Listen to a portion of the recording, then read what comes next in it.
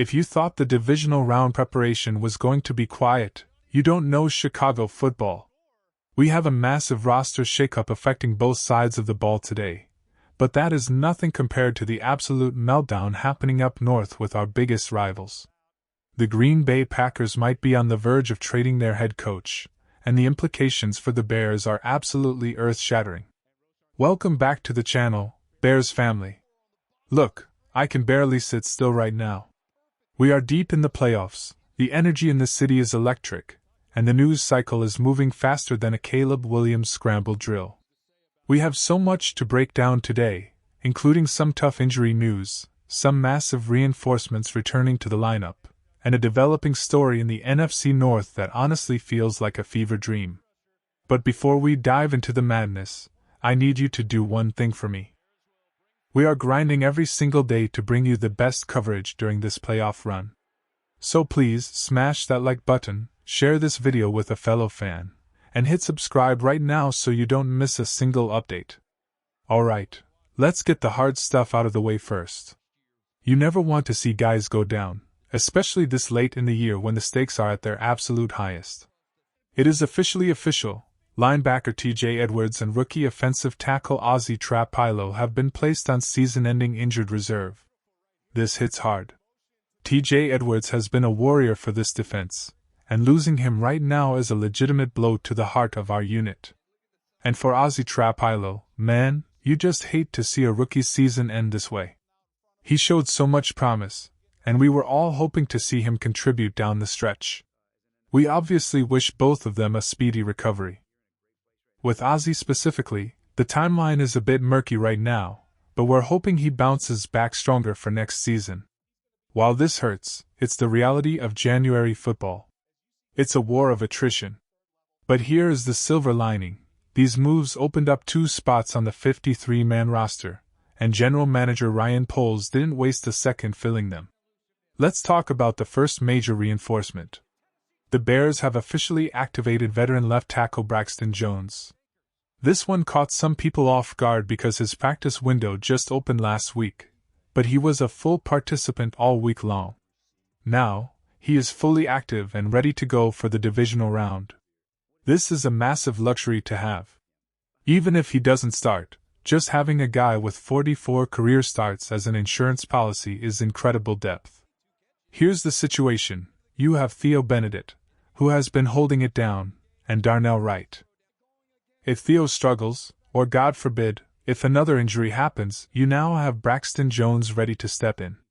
But I have to ask, do we get the Braxton we saw in his first 3 years, or the one we saw earlier this season? Because let's be real, earlier this year, Braxton didn't look like himself. He was struggling to anchor against power rushers, his movement looked a step slow, and he just wasn't that same athletic wall we were used to. The hope is that this time off has allowed him to get his body right and rebuild that strength. If we need him to play, we need the version of Braxton Jones who is a solid, serviceable left tackle, not the guy who was getting pushed back into the quarterback earlier this year. Still, having a guy with nearly 50 starts under his belt available off the bench? That is a safety net that most playoff teams would kill for. It gives the coaching staff confidence that if Theo Benedict struggles mightily, they have a legitimate veteran option to pivot to immediately. Now, let's look at the second roster spot. It's going to a familiar face, Jalen Reeves-Maybin. This shouldn't surprise anyone who has been paying attention. He's been elevated from the practice squad multiple times this year, including last Saturday night where he actually played about 15 snaps on defense.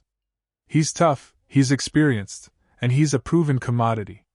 Remember, this guy was an all-pro special teamer with the Lions back in 2022.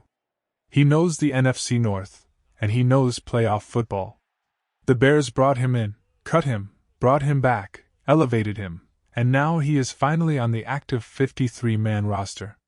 With T.J. Edwards out, look for Tremaine Edmonds and DeMarco Jackson to be the primary starters, but Reeves-Maybin is now firmly in the mix as that third linebacker. This gets interesting because we have to see what happens with Amen Ogbongbemiga. He's currently in concussion protocol and missed last week.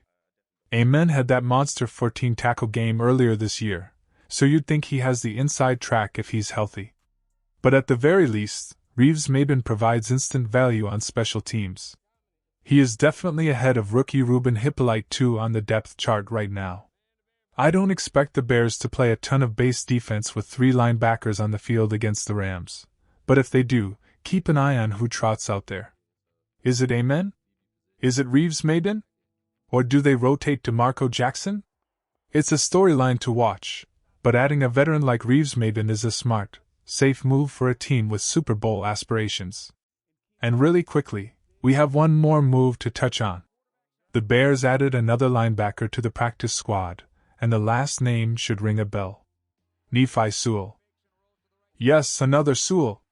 Noah Sewell's brother, and Penei Sewell's brother.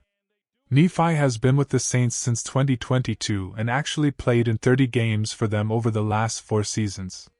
He knows Dennis Allen's defensive system, which is a huge plus.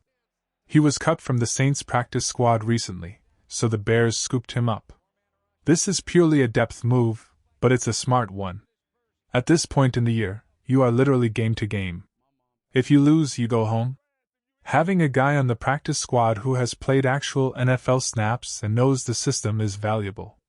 Plus, with Reeves-Maybin moving to the active roster, a spot opened up on the practice squad anyway. So welcome to Chicago, Nephi Sewell. I honestly didn't even know there was another brother in the league, but clearly, that family has some serious football DNA. Okay, now we need to pivot. I know this is a Bears show, but what is happening in Green Bay right now is too juicy to ignore.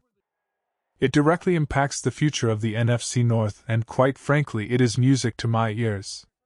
Adam Schefter went on TV and dropped a bombshell regarding Packers head coach Matt LaFleur. Schefter basically said, "Hey, it's been 48 hours. There is still no deal. It shouldn't be this hard." He emphasized that usually, these extensions are simple math. You crunch the numbers, you sign the paper. But Green Bay hasn't done it. The clock is ticking. Other teams are looking for coaches. And there is silence from the Packers front office. Schefter even quoted Brian Windhorst's famous line, "There is something going on in Green Bay." Here is my read on this. The Packers might trade Matt LaFleur. Think about it. He has 1 year left on his deal. The Packers don't have a traditional owner. They are owned by a board. They just watched their team blow it against Ben Johnson and the Lions twice down the stretch. LaFleur might be asking for top-tier money, maybe $15 or $16 million a year, and the Packers might be sitting there saying, "We'll give you $10 million. If LaFleur says no, and the Packers know he won't sign, they might look to trade him rather than let him walk for nothing next year. He's under contract, so he can't just quit. Green Bay holds his rights. This brings me to the big topic of the day. If you are Green Bay, and you can't agree on a number, do you actually pull the trigger and trade your head coach? I want to hear from you in the comments right now. This is the question of the day: what will the Packers do with Matt LaFleur? Type E4 extend him.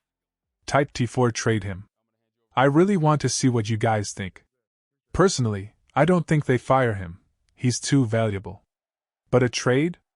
It's looking more possible by the hour. Pause the video and let me know your vote below. Let's play this out. If they trade him, they could get a haul. I'm talking a first-round pick, maybe more. It's a weak cycle for offensive coaches.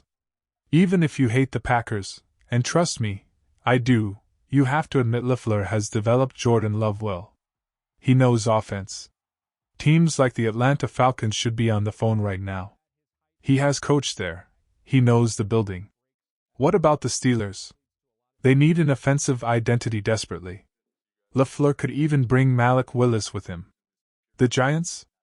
I know they love John Harbaugh, but LaFleur working with a young QB is a scary thought. But here is the problem for Green Bay, and the best part for us Bears fans: who do they replace him with? I hear Packers fans screaming, "Get him out!" Okay, fine. Then who? You going to promote Jeff Hafley? The guy whose defense just gave up 25 points in the fourth quarter to Caleb Williams? The guy Caleb Williams absolutely owned when it mattered most? Good luck with that. Mike Tomlin isn't leaving. Schefter says he's taking a year off. You want to pivot from a 46-year-old offensive mind to a 63-year-old John Harbaugh? I respect Harbaugh, but that feels like a step backward for a young team. The longer this drags on, the more it feels like Green Bay is looking for an exit ramp. They are trying to thread the needle, make it look like they tried to extend him, fail, and then trade him for assets. If another 24 hours goes by without a deal, the odds of him staying drop below 50% in my book. And if the Packers enter a coaching search while we are gearing up for a Super Bowl run? That is the dream scenario, folks. We are going to keep monitoring this situation closely because if the landscape of the NFC North changes, we will be the first to tell you. We'll be back tomorrow with full injury reports and more updates as we get closer to game day. Make sure you are subscribed. Let's get ready for another week of playoff football. Bear down.